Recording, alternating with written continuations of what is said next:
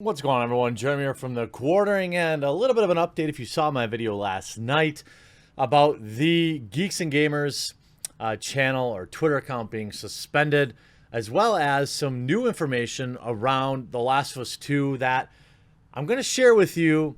But before I get to that, I'll let you know. I don't want anyone to get spoiled unduly. However, these are pretty spicy, and they're floating around the internet right now, and I figured, why not just discuss them? Because, why not? I haven't had a DMCA takedown notice in a while, so I figured, why not make today that day? You know what? But before I get into that video, or that news, huge shout out to this video sponsor. This video is sponsored by Displate. They're high quality prints on metal. They come in matte, they come in glossy finish. They mount super easy magnetically to your wall, which allows you to swap them in, swap them out, and always keep your art on the wall new and fresh. Make sure to click the link in the description or the pinned comment below to activate your 25% off discount. Displate has everything: Star Wars, Marvel, DC, The Witcher, Cyberpunk 2077, and you all went hard last month picking up your Displates, so they gave me another promo for this month. Go check it out, save 25%. The deal is only good till Friday. Send me your pictures, tweet your Displate art to me on Twitter, and maybe I'll do some giveaways of all of the ones that I've obtained. Thanks so much, and get your Displate today. So things are starting to get pretty interesting around The Last of Us Part 2. We've got just this little interesting nugget. For whatever reason, when I actually look on my actual PlayStation, it says something like 6,700 here on my, what I'm looking at on my computer. Maybe they're deleting them, I don't know. But there's over 5,000 5-star reviews, and the game isn't even out. I mean, I know that PlayStation and Microsoft have done this garbage for a while, but I can't believe more people aren't calling them out on it. This is extraordinarily misleading. This is, you're allowing people to review a product that they didn't buy, and then you're displaying it on the store.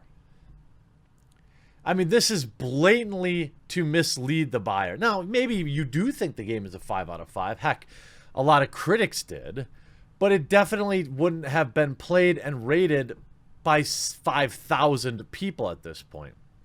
And more news coverage just continuing to come out. Why The Last of Us 2 is already so controversial. The Last of Us Part 2 has already had more than its fair share of controversies, including problems with the game's depiction of fighting. The bar has been set high for The Last of Us Part 2, although the build-up to the game's launch has not been without controversy. Over the past few years, several factors have aided in not only the increasing anticipation for the Naughty Dog sequel, but also in ramping up the tension surrounding The Last of Us Part 2's official release. The Last of Us was originally launched in 2013, going on 7 years ago, and it gave players a chance to assume the roles of both Joel and Ellie, a smuggler and a teenage girl trying to make their way across America in a post-apocalyptic zombie-infested society. Clickers, right? Good game. What The Last of Us trailers did wrong. Controversy started brewing 3 years ago when the first trailer of the game was released. In a short teaser, seemingly pregnant woman is shown being dragged across the ground, tied up, and almost disemboweled by a fellow female. Then, a second woman is shown having her arms smashed, and the female antagonist described having her wings clipped. A 2017 trailer from The Last of Us Part 2 is heavily criticized for its representation of female fighting, particularly its portrayal of women on women. Well, it is in a post-apocalyptic world. One would think that, that would happen. Jim Ryan, president of Sony International Europe, later defended the trailer, saying that it wasn't designed to be played by people of all ages and that players should expect this level of spiciness from the series. I actually really appreciate that stance, to be honest with you. Some are upset that Naughty Dog some people were upset that Naughty Dog chose to focus on LGBTQ plus issues because they don't see relevance or importance on it. Whereas others in the game see the game as trivializing the politics of this, thereby actually harming the LGBTQ folks. Of course, because you literally can't ever make everyone happy. This is why you don't pander to anybody. You just do your own thing, and you hope that some people enjoy it, and you know that some people are going to not enjoy it. For each one of these bigoted and sad posts, I get thousands of positive ones from amazing fans, said by Neil Druckmann. Another reason that Last of Us 2 release has been so controversial is the data has been constantly pushed back. Well, that just happens. You know, I would say that this article, which came out today, definitely missed out on all the DMCAs and the leaks. Curious they didn't mention either one of those. We know that now the television show is, you see Craig Marzin, y'all better be keeping the gay. Please and thank you. Do not erase representation, please. Anyways, I'm so excited for this. You have my word. Maybe the show, this is the HBO show, maybe the show will be actually pretty good. I don't know. The concept itself makes a lot of sense. HBO is definitely hit or miss. And with the success of The Witcher on Netflix, there is hope for video game adaptations. Now, The Witcher did obviously have the books, which is a huge difference in terms of world building and, and existing fan bases. But The Last of Us 2 has tens of millions of people that know about it already that will be likely to tune in if they don't mess up the show. If the show is like a weird, like YA, like romance type show, nobody's going to like it.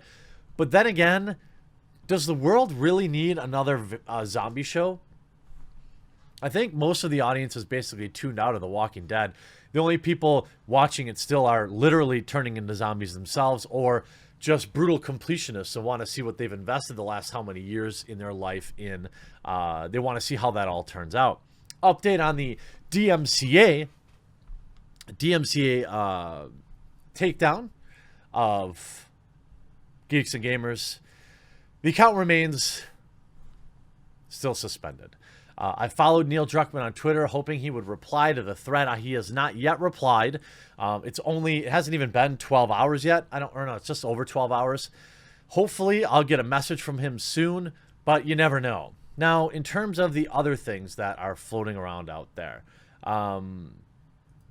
this is the time where I might want to bid you adieu. Okay, so I'm going to discuss some of the stuff that people are discussing. Now, interestingly enough, some people are viewing the game as even worse. Like the end, there's a thread. I'm not going to go through every little detail here, but we see this thread. The Last of Us 2's ending is even crueler than we could have imagined. You say, thought Joel's passing was seriously bleak. Oh boy, you're in for a treat. Naughty Dog has even more relentless brutality in store for you, and it involves Ellie's guitar playing. We also have, here I present you The Last of Us. Joel's, the storyline as purported by this. Joel saves Abby. Abby ends Joel. Abby beats the crap out of Ellie. Lets her go. Month pass. Now they're on the farm. Ellie can't live without revenge. Tommy tells her where Abby is. Ellie goes after Abby. They have a fight. Abby bites off Ellie's fingers. Ellie is about to end Abby. Has a flashback of Joel. Lets her go. Ellie returns to farm to find abandoned. And she cries. Tries playing guitar but can't because she has no fingers. Credit roll. A game by Neil Druckmann. I don't know that I would call that like exceedingly worse than I expected. I think part of the reason people were annoyed by the ending is because it didn't make any sense. Now, sometimes things don't have to make sense. Sometimes stories are just bleak, and as long as they come off natural. I think a lot of the criticism that the game is getting now from people who have played it are saying it's unnatural and that it feels forced.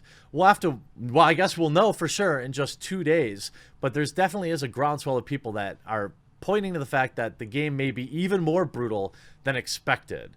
I don't know if I'm ever going to play this game.